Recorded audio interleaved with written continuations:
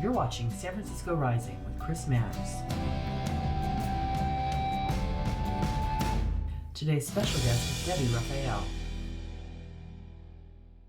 Hi, I'm Chris Manners, and you're watching San Francisco Rising, the show that's focused on restarting, rebuilding, and reimagining our city. Our guest today is Debbie Raphael. She's the director of the San Francisco Department of the Environment, and she's with us to talk about the city's 2021 Climate Action Plan.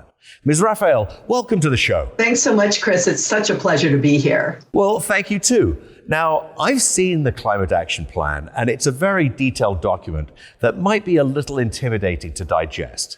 Is there a top-level overview or a simple way to sum up the plan?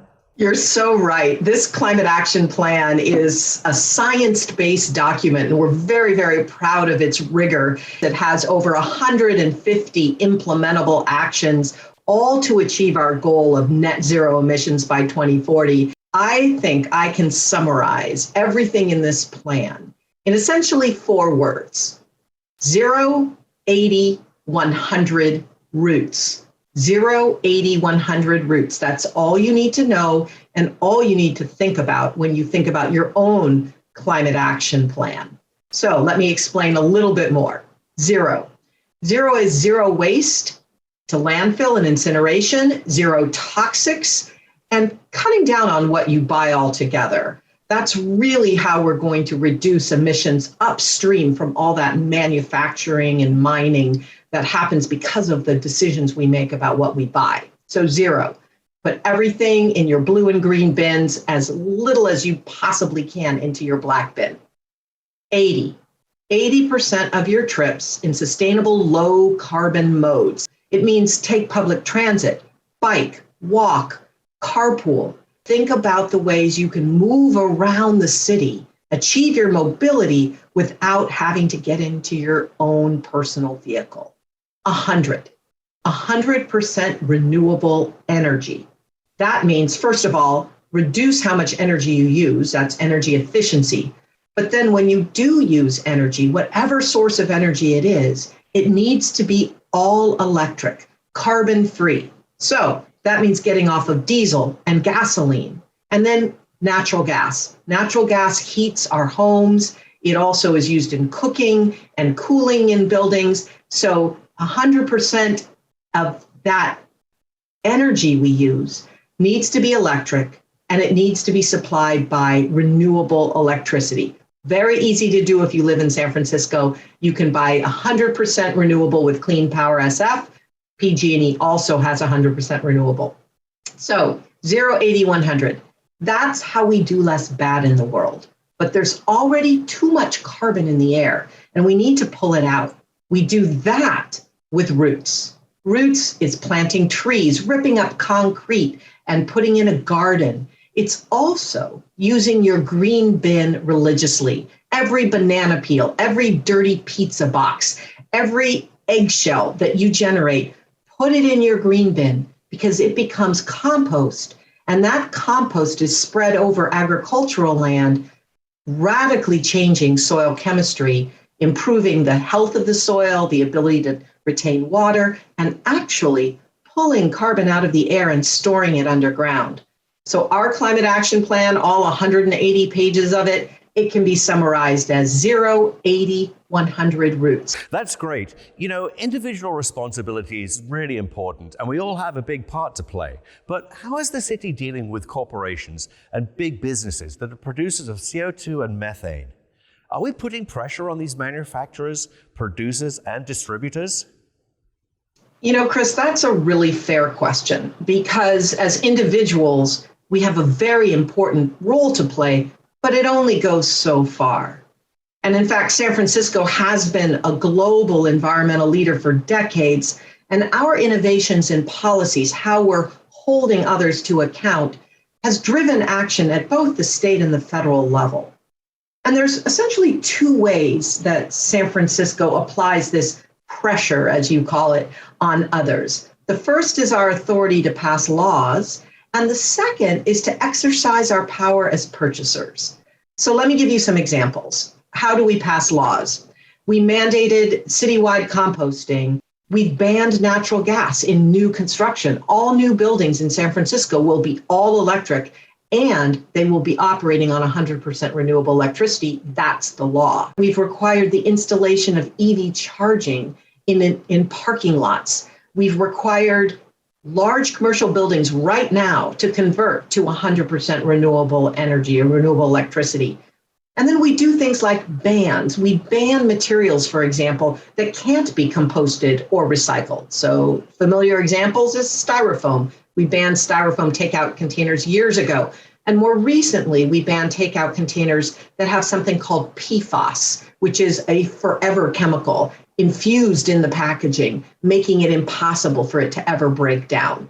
And that second bucket is actually really interesting and very powerful and very quick. And that is our power as purchasers to move the market, to send signals to that marketplace. Examples are the kinds of computers that the city buys. We use the highest standard of environmental performance, which drives manufacturers like Apple and Microsoft to actually make changes to the way they build their electronics. We have carpet standards that get rid of chemicals and plastics like PVC and also those forever chemicals, again, driving the marketplace. So those are very effective tools. And you're absolutely right. It's an and, not an or. What are the challenges we're faced with as we pursue our goals? You just mentioned one.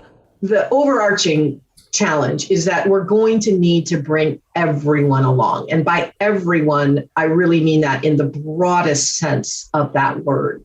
So 3 examples.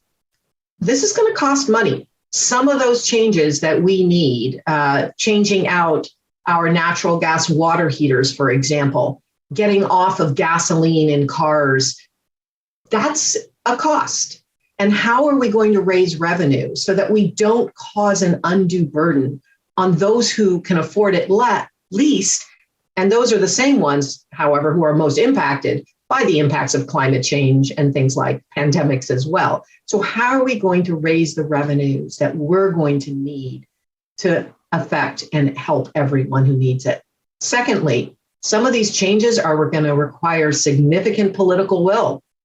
How are we going to build more housing? There's a whole section on housing in this climate action plan, because as the mayor says, housing policy is climate policy.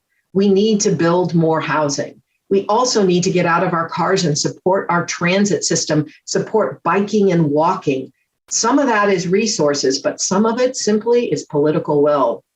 And finally, some of the changes that we're going to need don't exist yet. We need new technologies, and we need research into new ways of doing things. Well, a city can't be responsible for that. So how do we align with the people who have the big bucks, the state, the federal government, so that that research and those technologies are being developed to help us meet our challenges? Let's end on a positive note. San Francisco is known across the globe as being at the forefront of the environmental movement. What are you most encouraged about when it comes to San Francisco and our climate efforts?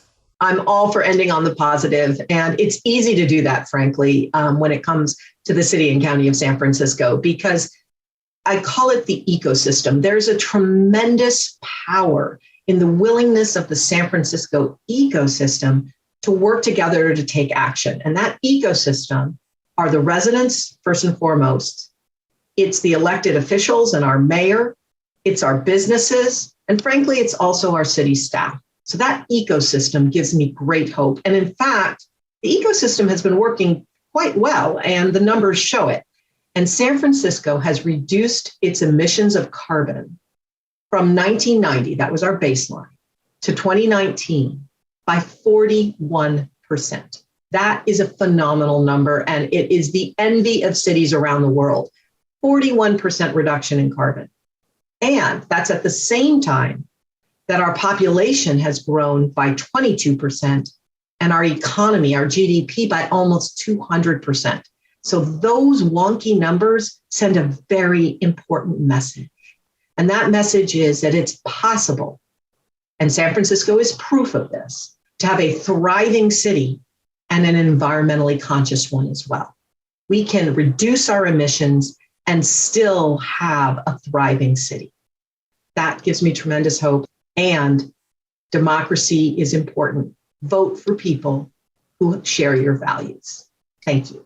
Well, thank you so much. I really appreciate you coming on the show, Ms. Raphael. Thank you for the time you've given us today. Thank you, Chris. This is such an honor. And that's it for this episode. We'll be back with another one shortly. You've been watching San Francisco Rising. For SFGovTV, I'm Chris Manners. Thanks for watching.